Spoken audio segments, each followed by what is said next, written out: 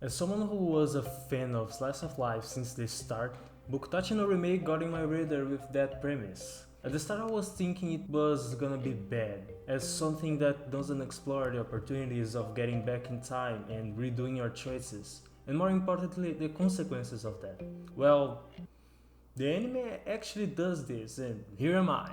Life is not going well for the 28 years old Kyoya Hashiba. Having left his office job to pursue a career in the video game industry, his internship at a popular game studio abruptly ends, leaving him unemployed and forcing him to move back with his parents. Even though he believes there are no second chances in life, Kyoya is suddenly given one when he wakes up one day and finds himself 10 years in the past.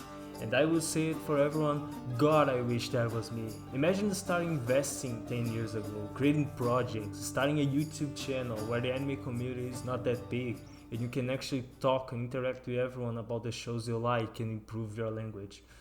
That would be awesome. Okay, back to reality. I mean, the anime. Instead of choosing business school like he originally had, Kyoya decides to pursue his passion and attends the Onaka University of Art, the same university where the successful generation of game-making creators from his time studied, and now he has a chance to be part of it. This show is a pleasure to watch if you are old enough, especially if you already worked with people and had to do projects with them, being it school, college, whatever. Not because it's realistic, no.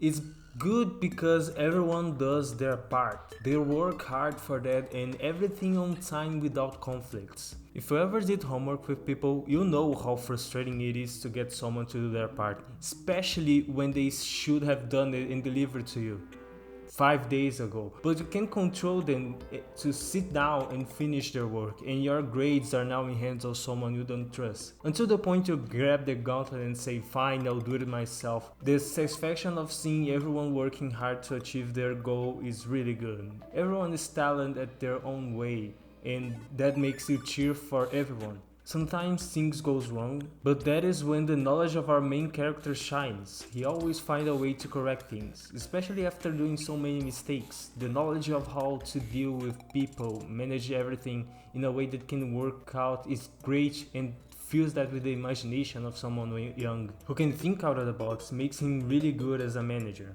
Seeing him succeed feels rewarding after watching the first episode that is 40 minutes of him failing until he gets a new chance. Just like our average Dark Souls run.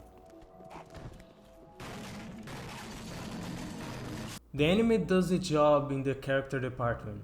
Everyone has a distinctive personality, but also quirks or some hidden problems that we get to know. The love relationship between Nanako and Shinoaki could have been better. The anime takes as a joke, which is not funny by the way. The ecchi moments are there for being there and that annoys me because the anime didn't need them. The pacing feels way too rushed.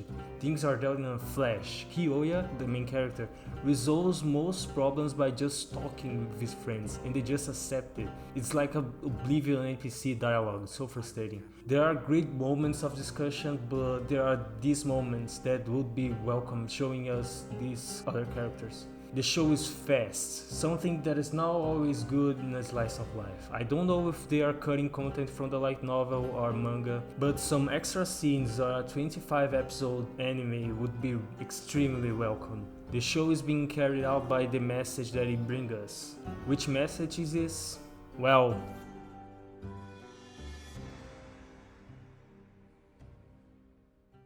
I'm not afraid to admit, my jaw dropped with the ending of episode 8. I was thinking that the show was going for a successful release of the game they were making and then an amazing project for the college at the final 4 episodes. But that was way better than I was expecting. Actually, the rushed pacing made so much sense. But with that aside, the anime showed us that his decisions at the university affected not only him, but all the others as well. Tsurayuki quitted from writing scripts, Nanako stopped singing, which she only started because of him, and oh my god, seeing his daughter, as I said, was jaw-dropping. But the most disappointing part was that Shinoaki stopped drawing. No wonder the protagonist feel like trash, he ruined his wife's passion. All the people that he admired was no longer doing the incredible things they used to do, And believe me on this one, only the worst of the worst would like to be better at the cost of the happiness of people who they quote unquote admire. When you work with something that you love, things get complicated. We eventually grow older and start to change our opinions about some things that we used to think. Our tastes are also susceptible to change with time, and we can grow bored quick, except for moments when we revisit those things. Nostalgia can be a great distraction from bad times, and not only a marketable business. That's just a moment to relive the past, and reality calls us back. The point is, if you love doing your work, there will be times you need to reinvent yourself and become better. Maybe a small detail, but even that makes you proud of yourself, and the feeling of improving, especially after a mistake, is what makes us love way more the things we do. Unfortunately, this may not coincide with what your work actually requires of you. The demand might be those same things that you can't stand doing it anymore. Or maybe a change that you're not willing to take because you're way too passionate with what you have now. However, we know that we need the green papers to survive, but that's okay because we know that we are doing this so we can continue the things we love. We can follow a balance between our creativity and our productivity. I don't say like I know everything about this. I swear this last part is 100% my opinion. Actually, most of this video is. People have different lives and that may differ from each individual. But I still believe what I said carries some sense, at least for Bokutachi no Remake. The mistake that Naoya did was not allowing them to make mistakes. Even if the game had to be delayed, even if the story was not going to sell well, even if the art was requiring more work to do, those are mistakes that they could afford. Failing and realizing what they could do about it is something that people need to go through, even if we know they will fail. Naoya's obsession of not failing was making him stand out over the other college students, and he started being the one who was creating instead of everyone learning what they needed to improve. They always complimented him for being so mature and good at what he did, like he never made a single mistake. His fear of failing with deadlines made him be too much authoritarian over his friends, which eventually made them succeed doing something they didn't seem to make part of it. The Platinum generation he admired started to think that they were not good enough.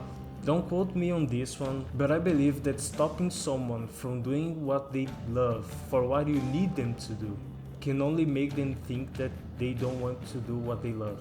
Especially for people in college, where you just took a decision of what will be your life's career, but you're not old enough to realize that you can change that later. I might be talking nonsense, so please do not take what I say as truth.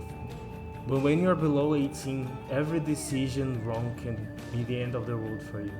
I am absolutely overthinking on this anime. The show isn't even over while I'm writing this. However, I believe that it delivers the message. This anime might be terrible for most people, but I got something from it. What about you?